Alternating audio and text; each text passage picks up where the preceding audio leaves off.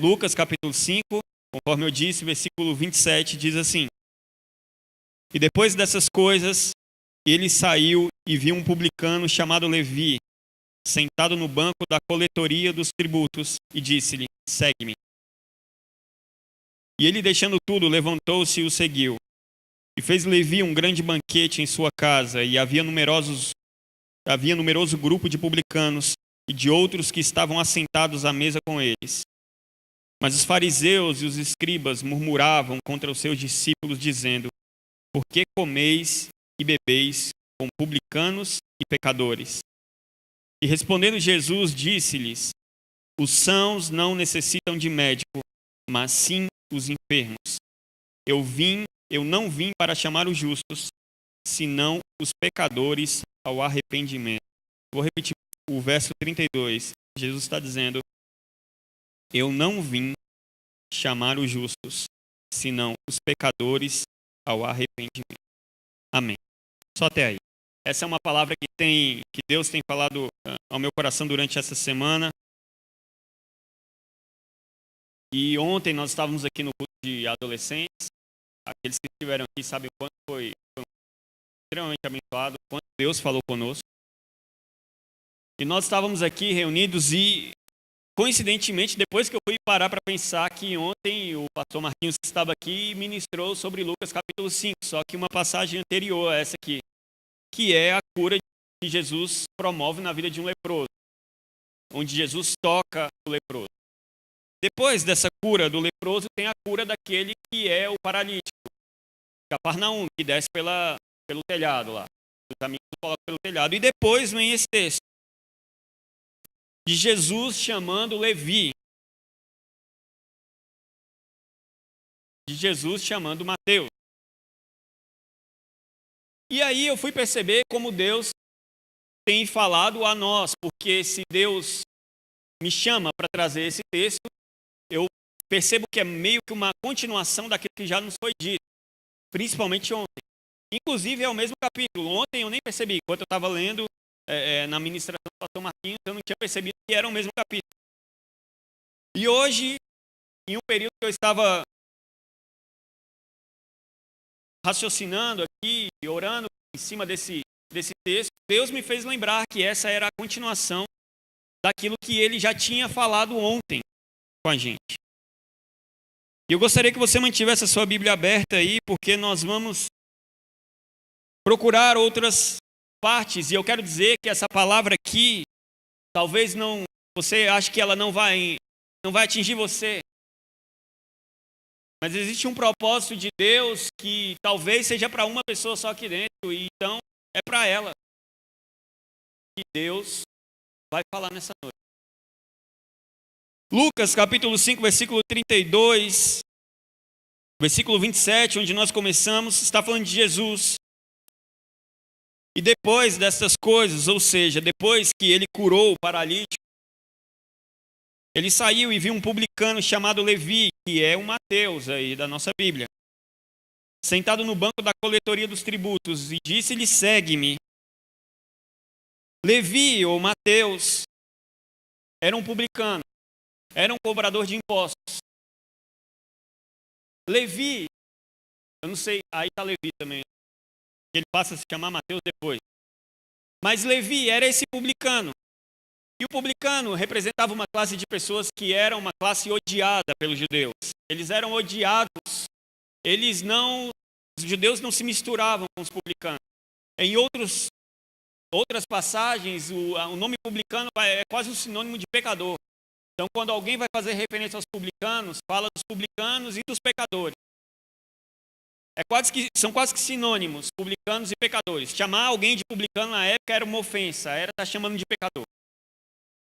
E Levi fazia parte dessa categoria de pessoas, dessa classe de pessoas, dos publicanos. Esses que eram homens odiados, eles eram odiados por pelo menos 3 aspectos: sociais, políticos e religiosos. Eles eram odiados pelos aspectos sociais porque eles eram tidos como homens corruptos, avarentos. Então a sociedade já não gostava muito de se aproximar deles de uma maneira geral, porque eles eram tidos como corruptos. eram aquelas pessoas que cobravam impostos e cobravam além do necessário. Socialmente falando, eles eram excluídos por isso, porque cobravam a mais do que precisavam. Eram corruptos, eram avarentos, davam muita importância ao dinheiro e davam pouca importância às pessoas. Eles eram odiados politicamente porque eles serviam os romanos. Eles eram voluntários dos romanos. Então eles cobravam impostos de forma voluntária. Imagine você, na condição de cristão hoje, o governo começa a falar, nós vamos agora cobrar impostos altíssimos das igrejas, vamos cobrar mais impostos da igreja que de cigarro. Vamos cobrar impostos muito altos. E você, na condição de cristão, evangélico, você se coloca à disposição do governo e diz, eu posso fazer essa cobrança. Pode deixar comigo. Eu vou bater por aí nos cultos, no final dos cultos, e vou falar com os pastores, e pode deixar que eu cobro esses impostos das igrejas. Imagine como você seria visto por mim, por exemplo. Alguém que vai se voluntariar a cobrar impostos do seu próprio povo. Alguém que vai se voluntariar a extorquir dinheiro, muitas vezes, dos seus próprios parentes. Então imagine a visão que os judeus tinham dos publicanos. Eles eram odiados social, politicamente e religiosamente. Por quê? Porque religiosamente eles eram tidos como impuros. Eram pessoas impuras. Eram pessoas impuras porque elas se misturavam, elas necessariamente precisavam se misturar com os gentios. Então elas cobravam impostos de todos, então elas se misturavam com as pessoas, elas se misturavam com os gentios. Então eles eram tidos para os judeus como pessoas impuras. Era impossível para um judeu sentar à mesa com um publicano. Era impossível para um judeu dialogar com um publicano. Era impossível para um judeu conversar de forma amigável com um publicano. Então existia uma rixa violentíssima, tanto social quanto política e religiosa. Quase Haddad e Bolsonaro, a rixa dele. Quase que se tornou, né? Bolsonarianos e os haddadianos. Então, se tornou essa rixa entre judeus e publicanos, e Jesus opera milagres, sai e vê quem? Um publicano. Jesus vê um publicano, 27, chamado Levi, sentado no banco da coletoria dos tributos. Ou seja, ele estava ali fazendo o que ele tinha que fazer, o que a sua profissão mandava fazer. Ele estava ali parado, cobrando os tributos. Então, das pessoas que passavam, iam se deslocar de uma cidade para outra, iam se deslocar de uma localização para outra, alguns viajantes, alguns que passavam com mercadorias, esses eram cobrados. Por quem? Por Levi. E Jesus olha para Levi, Jesus olha para Mateus e diz uma palavra só. Levi, segue-me. Em um primeiro momento eu fico pensando assim, que estranho isso, parece uma coisa de filme, né? Alguém está sentado como se fosse um robô, alguém passa e diz, segue-me. E ele levanta e segue. Fica parecendo que ele estava bêbado, não sei. Como se ele tivesse hipnotizado. Jesus passa, segue-me. Tudo bem, levanta, larga lá a sua mesa, larga lá os seus tributos. Versículo 28 diz que ele, deixando tudo, levantou-se e o seguiu. Então ele estava sentado lá, cobrando impostos, Jesus só falou, segue-me, ele levantou e seguiu. Eu imagino que ali, no segue-me de Jesus, tinham alguns outros argumentos. Penso eu. Que Jesus possa ter falado alguma outra coisa. Levi, é o seguinte, eu quero transformar sua vida, sei lá. E no final, segue-me. Talvez ele tenha falado no ouvido de Levi. Talvez ele tenha falado baixo demais e quem relatou a passagem não compreendeu. Ou o próprio Mateus, ao relatar a passagem, achou que o que foi de mais importante que Jesus disse foi segue-me. O fato é que Jesus pode ter dito muitas coisas, mas o que é mais importante é que Jesus falou segue. E Levi se levanta e vai seguir Jesus. Esse homem publicano, pecador, puro, etc. Versículo 29, e Levi fez um grande banquete em sua casa, e havia um numeroso grupo de publicanos e de outros que estavam assentados à mesa com ele. Ou seja, era uma reunião de pecadores. Era uma reunião de pessoas que não prestavam. Era uma reunião de impuros. Era uma reunião de traidores. Era uma reunião de pessoas que se colocavam contra os seus próprios parentes, contra a sua própria religião, contra as suas próprias crenças. Era uma reunião de gente que não prestava. Se você assiste esses programas aí, esses seriados que mostram a época de Jesus, você vê em muitas partes, e isso me chama muita atenção quando eu estou assistindo, porque você lê, você saber, você estudar na Bíblia, você imagina, mas quando você vê, ainda que seja por uma novela, um seriado, aquilo parece que é um pouco mais impactante para nós. E às vezes eu fico prestando atenção, Jesus passando e na frente do templo, lá perto do tanque de Betesda, Cafarnaum, nas sinagogas, aquela multidão de pessoas aleijadas, cegos, surdos, endemoniados, aquela quantidade de pessoas reunidas, aquelas pessoas que são sujas, fisicamente falando, porque elas não tinham acesso a quase nada, elas não tinham dinheiro para quase nada, elas tinham que pedir esmola. E eu vejo Jesus passando por ali, eu vejo Jesus dando a mão para aquelas pessoas, eu vejo Jesus falando com aquelas pessoas, eu vejo Jesus levantando aquelas pessoas, eu vejo Jesus abraçando aquelas pessoas, eu vejo Jesus amando aquelas pessoas. Você aqui nas ruas de Taguatinga já deve ter sido parado por aí em algum momento por algum mendigo, sei lá, nas esquinas. Experimenta passar, não experimente, né? Mas imagine você passando na Praça do Relógio, 11 horas da noite. Era mais ou menos aquele cenário. De pessoas usando droga, de pessoas prostituindo, de pessoas destruídas, física, moral e espiritualmente. Imagine você pegar na mão de um mendigo, tocá-lo, abraçá-lo.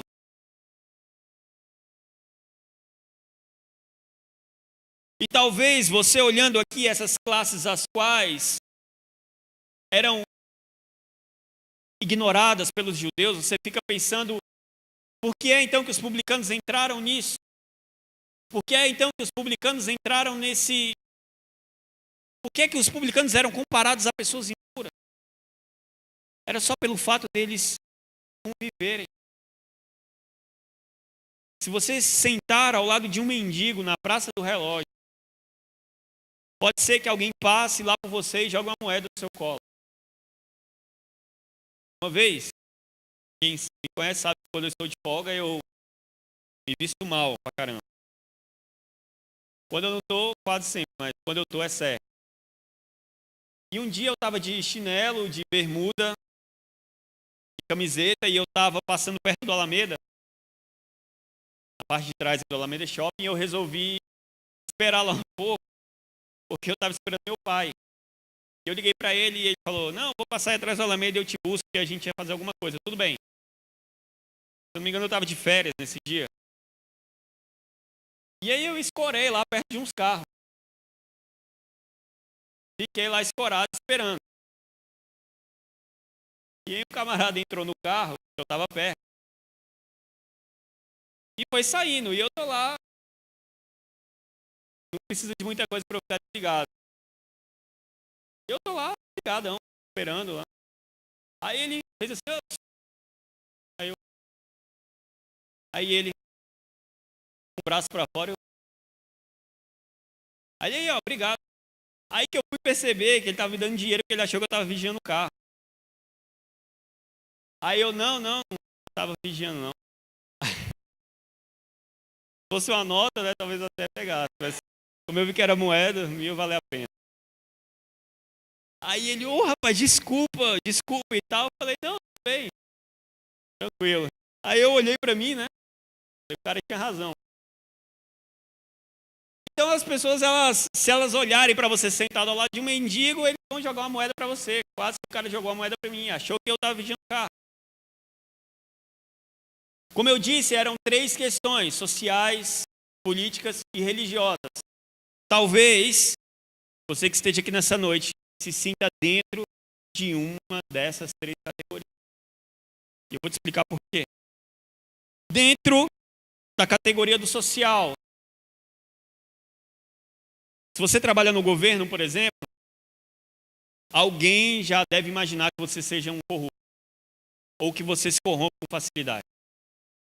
Se você for pastor, mesma coisa. Alguém vai achar que você se corrompe com facilidade. Alguém vai oferecer coisas para vocês. Eu tenho um amigo que trabalha na CAESB e ele já participou de algumas reuniões em que claramente alguém chegou e ofereceu dinheiro para ele. Perguntou quanto você quer para aprovar o nosso projeto.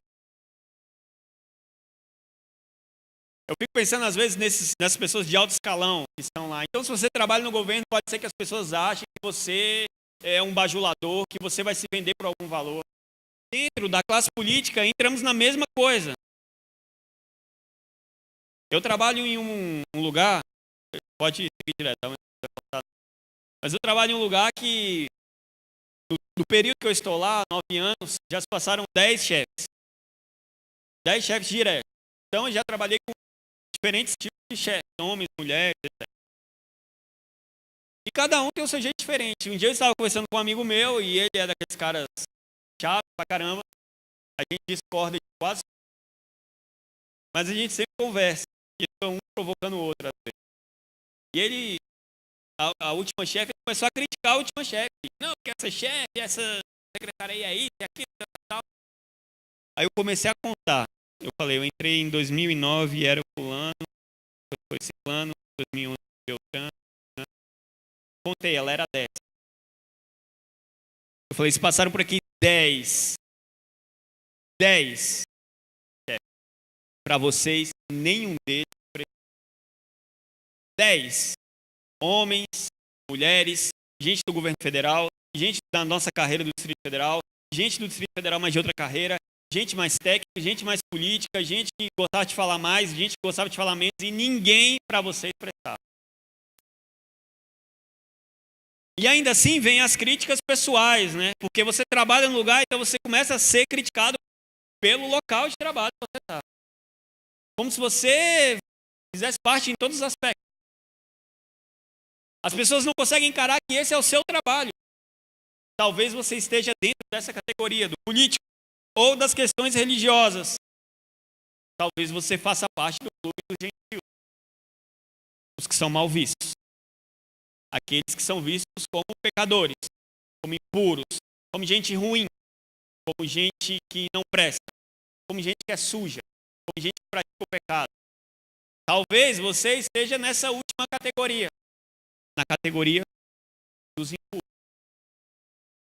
Qual seria das 3, talvez você que está aqui nessa noite, se encaixe? Talvez quem está assistindo aí, ou vai assistir na internet, talvez tenha alguém que está assistindo e talvez a mensagem não é para ninguém que está aqui. Talvez a mensagem é para alguém que está lá do outro lado e ainda vai ouvir, assistir essa mensagem. Se for, me desculpe, você que está aqui, mas a mensagem então não é para você. É para quem está lá do outro lado. Que se encaixa em uma dessas 3 categorias. Talvez você se ache afastado de Deus. Afastado de Deus por algum motivo que eu não sei qual é. Uma vez eu encontrei um rapaz na rua, eu já contei isso para vocês, eu acho. E ele estava com a lata de cerveja na mão e a gente começou a conversar. Ele me parou e falou, eu sei que você passa por aqui. Eu vejo você passando por aqui diversas vezes. E eu falei, eu moro aqui embaixo. E eu estava com uma Bíblia, se não me engano, instrumento, não sei. E ele perguntou para mim, você é evangélico? Eu falei, sou. Você está vindo da igreja? Eu falei, estou vindo da igreja para casa. Aí ele, legal. E eu comecei a conversar com ele. Comecei a falar de Deus para ele. Tem uma sugestão para quando você estiver mal, espiritualmente, mal, sentimentalmente, experimente falar de Deus para alguém. E aí eu comecei a falar de Deus para ele e eu falei algumas coisas e ele disse assim, cara, mas não dá para mim. E eu falei, por quê? E ele estava com a lata de cerveja na mão e ele falou, olha aí, cara, eu tô todo errado, eu tô bebendo, eu fumo, eu faço um monte de coisa errada. Então as pessoas que estão do lado de lá, elas têm essa visão, eu estou impuro, eu não estou puro o suficiente para me aproximar de Deus. Elas se acham ruins demais, elas se acham impuras demais, elas se acham sujas demais. Elas se acham indignas demais de se aproximarem de Deus, de estarem perto de Deus, de terem um relacionamento com Deus. Elas acham que não são dignas e talvez essa seja a sua situação. Talvez seja de alguém que está aqui. Talvez você que está aqui se ache impuro demais para estar perto de Deus. Porque lá dentro do escuro da sua mente, do seu comportamento, existem coisas que você faz que só você e Deus sabem o que são. Existem coisas que talvez você ache, conceitos que você tenha, que só você e Deus sabem quais são. Alguma coisa que está lá no obscuro, que está lá escondido, que está lá guardado, e que ninguém sabe. Que os seus pais não sabem, que sua esposa, seu esposo, seus filhos, nem imaginam. Nem passa pela cabeça dele. Seu pastor não faz ideia, mas talvez tenha alguma coisa aí dentro que só você e Deus sabe, e por isso você se acha indigno, impuro para se aproximar de Deus. Quem me conhece mais de perto sabe que eu tenho alguns conceitos aos quais eu, inclusive, luto de vez em quando. Por exemplo, antes para mim, assistir um vídeo de um bandido sendo alvejado era quase assistir o Chaves. Assistir uma operação policial, eu gostava de ver aqueles vídeos, estava até conversando com a pastora esses dias, eu gostava de ver aqueles vídeos da Rota lá em São Paulo, pegando bandidos, batendo. Isso pra mim era quase piada, eu sempre achei bom. Depois que eu fui assaltado, então, eu fui abandonado de cueca, ficou mais engraçado ainda. Toda vez que eu vi um bandido sendo alvejado, que coisa linda. Que coisa maravilhosa. Como é bom ver bandido dando mal. Como é bom ver bandido em fuga na moto e batendo num caminhão e não sobrando nada. E isso sempre foi um conflito, porque às vezes as pessoas me perguntavam, e aí, o que você acha? O que eu vou falar? Eu vou falar o que eu acho? Mas sabe qual é a grande questão aí da coisa? É que eu não tenho que falar o que eu acho, eu tenho que falar o que Deus acha. Eu não tenho que seguir os meus conceitos, eu tenho que seguir os conceitos de Deus. É por isso que às vezes eles são conflitantes. Se o evangelho não te conflita, não te traz um peso, às vezes não te muda a mente, não te faz mudar o caminho, não te faz mudar conceitos, então você não está vivendo o que é o genuíno evangelho. Ele causa incômodo em nós. Então eu não posso fazer e achar engraçado o que eu penso, eu tenho que saber o que Deus acha. E Deus me pegou um dia, porque por um acaso eu conheci uma pessoa, um casal, e nós nos tornamos amigos e etc. E de repente o camarada sumiu. E eu perguntava, cadê o fulano? E ela, não, tá viajando. Tudo bem, tá viajando. E aí, um mês depois, tá viajando. 2 meses depois, tá viajando. 3 meses depois, tá viajando. O cara tá pior que a KC, né? Eu parei de perguntar, falei, tá, às vezes separaram, né? E ela não quer dizer, tudo bem. Até que o dia ela foi e falou para nós, pastores, que o esposo dela tinha um processo que estava correndo já há algum tempo. E eu não entendo direito quais eram os trâmites, eu sei que saiu a ordem de prisão. E ele estava preso. E aí ela falou que ele estava preso. E é aquela minha ideia de bandido bom é bandido morto, né? Aí ela falou, pastor, vai lá visitá-lo, ele quer muito que vocês visitem. Aí eu fui entrar na papuda, nos podres, né? Nos imundos, naqueles que não prestam. Fui entrar naquele ambiente de gente que a gente olha e fala que não presta. E aquilo para mim já era ruim demais. Porque quando você chega na frente, se você já teve a oportunidade de ir, quando você chega ali logo na entrada, você já sente, parece que colocaram um saco de cimento na sua cabeça e você vai entrar com ele. Há um peso espiritual terrível naquele lugar e um monte de gente conversando e andando e aquela confusão, é um pátio assim gigantesco e aquelas pessoas falando e alguns presos andando rápido, outros cochichando, parece que a todo tempo alguém vai te atacar. E aí eu conversei com o cara da entrada lá, com a gente, fiquei conversando um tempo com ele, lá, né, no seu povo. Aí ele teve algum parente e tal. Não, tem um rapaz aí e tal, e a situação.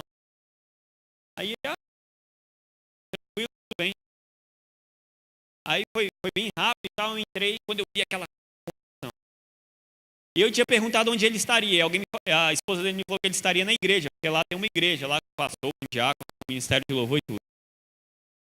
E aí eu fui na igreja, quando eu cheguei na igreja ele não estava lá. E eu fiquei assim, olhando, e ele parecia que estava todo mundo me olhando, e eu olhando para todo mundo.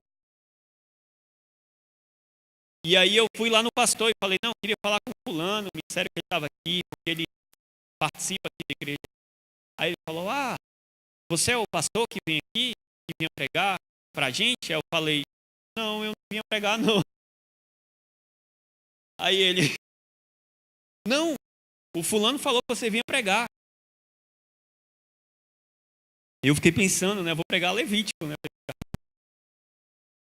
Aí eu vou pregar, você vai pregar, já está tudo certo. Não, tudo bem, o irmão tem uma Bíblia aí para me prestar. Aí ele, tá aqui. E aí tinha uma parte separada e eu entrei. E é um ambiente muito estranho. E aquelas pessoas conversando e andando, e eles tinham que separar, assim, a parte que era como se fosse o altar, e nenhum dos presos podia passar para o altar. Eu acho que tem outros significados que não são só questões religiosas, não. Eu acho que alguns deles querem falar na hora errada, no momento, não sei. Acho que existe alguma outra coisa que os faz separar. Então tem uma corrente assim no altar que ninguém se aproxima. E eu fiquei sentado ali, peguei a Bíblia e fiquei falando, meu Deus, tenha misericórdia de mim. O Senhor está me colocando num lugar que o Senhor sabe que eu gostaria, de fato, é que a metade aqui não está mais sabendo. Eu vou pregar o quê? Liberdade para esse cara? E aí Deus me fez começar a olhar em volta, no pátio. E o meu filho devia ter mais ou menos 1 ano. E eu vi uma criança mais ou menos da idade dele, no colo da mãe, e a criança toda vestida de branco. E aquilo me cortou o coração. Porque todo mundo que vai visitar, né? Sabe, todos que vão visitar, os presos estão vestidos de branco. De chinelo a camisa. Tudo branco. E nem os bebês são poupados. Os bebês de colo entram lá de branco também. Tem que estar de branco, todo mundo branco. Eu vendo aquelas crianças de branco. E alguns pais presos assim, correndo com os filhos. E aquelas crianças de roupinha branca.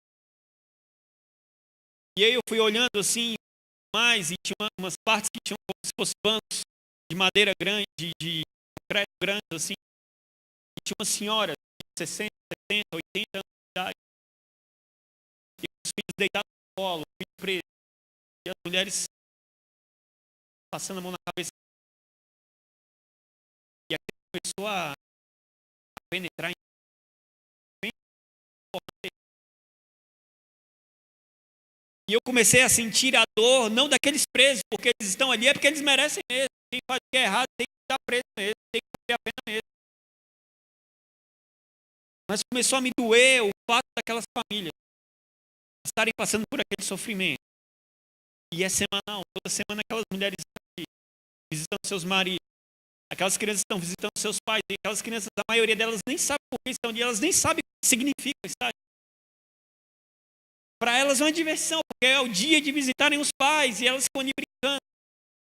E existem alguns espaços, dizem que eles compram, não sei exatamente como funciona, alguns têm uns espaços que são maiores. Então vem mais pessoas da família, com mais crianças da família, e eles fazem como um piquenique, aquele tanto de criança brincando. E Deus me fez começar a olhar aquilo. E o colega não tinha chegado ainda, e isso foi demorando, e Deus foi me mostrando muita gente, muitas coisas, muitas pessoas, muitas realidades, de pessoas que não mereciam estar ali, então ninguém mais estava. De mães idosas, vestidas de branco, que chegavam com sacolinha, com sabonete, com pasta de dente, fogo. Gente que às vezes não tem dinheiro nem para colocar o arroz dentro de casa, mas tem que financiar de alguma forma o que está lá dentro. De crianças que vivem aqui na rua e quando chegam na escola elas têm que enfrentar a dura realidade de um dia dos pais dizerem que o pai não pode estar lá porque ele está preso. E Deus foi me mostrando isso. E aí chegou a hora, meu amigo chegou. E aí a gente conversou um tempo. E ele falou, cara, eu estou muito feliz de você estar aqui, de você trazer essa palavra aqui hoje. E eu pensei, não era.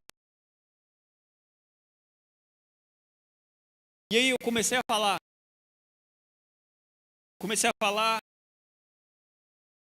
E Deus começou a falar. Deus começou a falar comigo. Deus começou a falar com aquelas pessoas.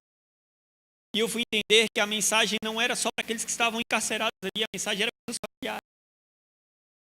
De gente que talvez estava atravessando o pior momento da vida. E Deus queria falar com ela. E, por misericórdia, Deus estava me usando naquele dia para falar com ela.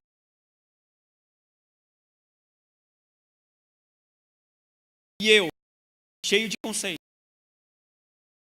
cheio de achismo, cheio de teoria, tive que enfrentar tudo que eu achava, tudo que eu acreditava. E eu pensei, fosse certo, eu tive que enfrentar, porque a mensagem que eu tive que levar lá era uma mensagem de vida e não de morte. A mensagem que eu tive que levar lá era uma mensagem de liberdade, não de prisão. Porque aqueles homens estavam fisicamente presos, mas havia a possibilidade deles estarem espiritualmente livres, e Deus estava dando essa oportunidade a eles. E aí eu comecei a falar, comecei a pregar, e a mensagem foi direcionada a eles, e principalmente aos seus familiares, aquelas pessoas que estavam ali. E algumas daquelas pessoas começaram a chorar, e começaram a se aproximar do altar, e aquilo ia pesando mais ainda nas minhas costas. E algumas daquelas pessoas iam falar comigo e falavam, pastor, olha, é porque a minha vida está assado, olha, eu vim aqui visitar o meu marido, eu vim aqui visitar o plano de tal. E o que me chamou a atenção, tinha um jovem lá que tinha uns 19, 20 anos. Eu nem sei se pode ir para aquela ala, mas a aparência dele era de jovem. E ele tocava muito bem, cantava muito bem. Tocava e cantava na cadeia. E eu falando, caramba, quantas oportunidades nós temos de ministrarmos a Deus, de entregarmos nosso louvor a Ele, e nós não damos valor a isso. E aqueles homens, eles tinham uma bateria que era toda furada, a bateria era toda destruída, e o violão todo arrebentado. E eles falaram, pastor, a gente está precisando de um violão aqui para a gente fazer o louvor. Eu falava, meu Deus, quantas oportunidades eu já tive de ministrar na vida de alguém, de adquirir alguma coisa, e essas pessoas estão aqui dentro. E Deus foi me confrontar naquele dia. E no final do culto eu fui conversar com aquelas pessoas. Eu fui entrar na fila do lanche com aquelas pessoas e eles fazem questão, e principalmente os familiares, não, pastor, vem aqui com a gente na fila aqui, eu vou comprar um suco para você. Eu não consegui aceitar o suco porque, meu Deus, a pessoa vai pagar. E eu tive até que declarar se tem R$1 lá dentro, declarar que tem R$1. E o valor que eu tinha entrado, eu perguntei para o meu amigo como é que funciona a igreja. Não, a oferta fica com o pastor para comprar as coisas. E aí eu ofertei na igreja, meu Deus, eu estou ofertando na vida daquelas pessoas que eu... E Deus foi fazendo tudo isso. E no final, quando eu fui saindo, Deus falou assim, Samuel, se não for a igreja que vier falar de mim para eles, ninguém vai falar. Talvez você tenha entrado aqui e a sua categoria seja essa, dos impuros, daqueles que são colocados de lado na sociedade. A palavra é para você. Talvez você esteja entrando aqui e você se ache incapaz de levar essa palavra, então essa palavra também é para você. Porque se não for você, Não vai ser ninguém. Se não for você que for falar com o mendigo, não vai ser ninguém. Se não for você que vai falar com o impuro, não vai ser outra pessoa. Deus não vai descer, Deus não vai mandar um anjo, é você. Você é a ferramenta. Ou talvez você tenha entrado aqui e se acha impuro demais e está com seus pecados guardados aí nessa caixinha obscura da sua mente, do seu comportamento, isso que ninguém sabe. Deus não tem problema nenhum em tocar. Alguns versículos antes, Deus toca no leproso. Alguns versículos depois, Deus toca no aleijado. Certo que as pessoas ficaram olhando para ele, ficaram espantados. Como é que o seu mestre, falaram, vai se assentar? Lucas, capítulo 7, versículo 11, vai falar sobre a viúva de uma cidade chamada Naim. Jesus está chegando, passando por Naim, junto com ele tem uma multidão de pessoas. E Jesus olha do outro lado, tem uma multidão de pessoas que estão em um cortejo, enterrando o único filho daquela mulher viúva. O único filho da mulher viúva significa que estava morrendo ali a última esperança de vida dela. Porque a mulher não trabalhava, quem trabalhava era o marido. A mulher viúva, então, não tinha de onde ter nada. E ela tinha um filho, homem. Esse filho era o que poderia levar algum recurso para a casa dela. E ele morreu. E essa mulher está indo enterrar o último recurso dela. Não era só o filho, não representava só a criança. Representava o recurso, representava a forma de vida, representava o que ela poderia alcançar um dia. Estava morrendo ali. Duas multidões, uma seguindo Jesus, outra seguindo o corpo. Duas multidões, uma celebrando a vida, outra chorando a morte. Duas multidões, uma feliz porque a vida estava com eles, outra extremamente triste porque ali estava sendo enterrada a última esperança daquela viúva. A Bíblia diz que uma multidão seguiu o cortejo. Abra lá, por favor, a sua Bíblia aí, Lucas 7. Depois disso, lá no versículo 13, está escrito assim: e vendo-a, está falando da mulher, e vendo-a o Senhor, teve grande compaixão dela e disse: não chore. A mulher estava enterrando o seu último suspiro de vida. E Jesus a encontra e diz: não chore. Mas o que me chama a atenção é que nesse versículo aí, Jesus, a Bíblia diz que vendo Jesus, teve grande compaixão dela.